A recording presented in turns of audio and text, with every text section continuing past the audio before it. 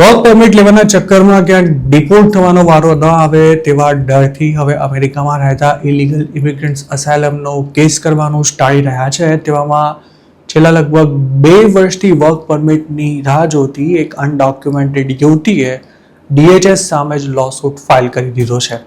આયોવામાં રહેતી આ યુવતીનું નામ ડાયના અબ્દુલ રહેમાન હોવાનું જાણવા મળ્યું છે, જે હાલ પ્રેગ્નન્ટ હોવાની સાથે હોમલેસ પણ છે.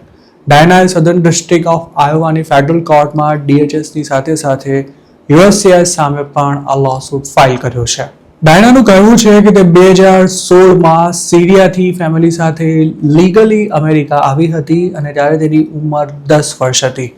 લોસૂટમાં કરવામાં આવેલા દાવા અનુસાર 2020માં ડાયનાને ફોસ્ટર કેરમાં મૂકી દેવામાં આવી હતી અને 2024માં તેની ઉંમર 18 વર્ષની થઈ ગયા બાદ તેણે એપ્રિલ 2024માં જ અસાયલમ માટે અપ્લાય કર્યું હતું. તેનું કહેવું છે કે અસાયલમનો કેસ કર્યા બાદ તેને 1 મહિનામાં જ વર્ક પરમિટ મળી જવી જોઈતી હતી, પરંતુ હજુ સુધી એપ્લિકેશન પેન્ડિંગ હોવાથી પોતે અમેરિકામાં કોઈ કામ નથી કરી શકતી. જોકે 750 દિવસ પસાર થઈ ગયા બાદ પણ વર્ક પરમિટનું ઠેકાણું ન પડતા પોતાના માટે પેટ ભરવું પણ મુશ્કેલ થઈ ગયું હોવાનો અરજદારનો દાવો છે. ડાયનાની લોયર કેથરીન મેલો ગોડેલે કોર્ટમાં એવી રજૂઆત કરી હતી કે કોઈ આવક ન હોવાથી ડાયના પાસે રહેવા માટે પોતાનું ઘર નથી, તેમજ તે પોતાની સાથે તેના હજુ સુધી ન જન્મેલા બાળકની પણ સાર સંભાળ રાખવા ઉપરાંત મેડિકલ કેર લઈ શકે તેમ નથી. તેણે કોર્ટને એવું પણ જણાવ્યું હતું કે જ્યારથી ડાયના 18 વર્ષની થઈ છે ત્યારથી જ તે હોમલેસ છે. જો કોઈ જમવાનું આપી જાય તો જ તેનું પેટ ભરાય છે, બાકી તેને ભૂખ્યા રહેવાનો વારો આવે છે. તેને 15 વીકની પ્રેગ્નન્સી છે, પણ અત્યાર સુધીમાં તે માત્ર એક જ વાર ડૉક્ટર પાસે જઈ શકી છે અને તે પણ ઇમરજન્સીની સિચ્યુએશન હતી ત્યારે તેને હોસ્પિટલ લઈ જવાઈ હતી. લોસૂટમાં કરવામાં આવેલા દાવા અનુસાર ડાયનાએ USCISમાં અનેકવાર પોતાના અસાયલમના કેસ અંગે ઇન્ક્વાયરી કરી હતી, પણ તેના પર કોઈ જ કાર્યવાહી કરવામાં નથી આવી. ડાયનાએ આયોવાના સેનેટરની પણ મદદ માંગી હતી, પરંતુ તેમ છતાં USCIS તરફથી તેને સરખો જવાબ નહોતો અપાયો.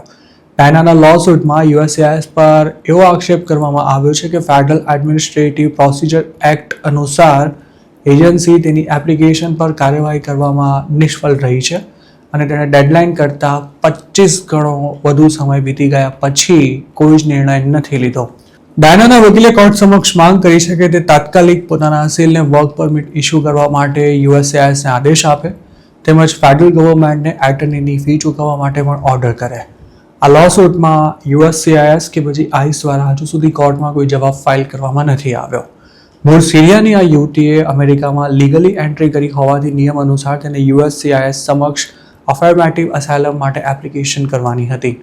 આમ તો અસાયલમનો કેસ કર્યાના 6 મહિના બાદ વર્ક પરમિટ મળતી હોય છે, પણ ડાયનાએ જે લોસૂટ ફાઇલ કર્યો છે તેમાં એવું જણાવાયું છે કે તેને 1 મહિનામાં જ EAD મળી જવું જોઈતું હતું. આ મામલો હવે કોર્ટમાં પહોંચતા USCISએ તેની એપ્લિકેશન પર જલ્દી કોઈ નિર્ણય લેવો પડશે. આ યુવતીને સિરિયા ડિપોર્ટ કરવી પણ આસાન નહીં હોય, કારણ કે તેની સામે કોઈ રિમૂવલ ઓર્ડર પેન્ડિંગ નથી અને તે અમેરિકા આવી ત્યારે અવયસ્ક હતી, તેમજ હાલ તેની ફેમિલીનું પણ કોઈ જ ઠેકાણું નથી.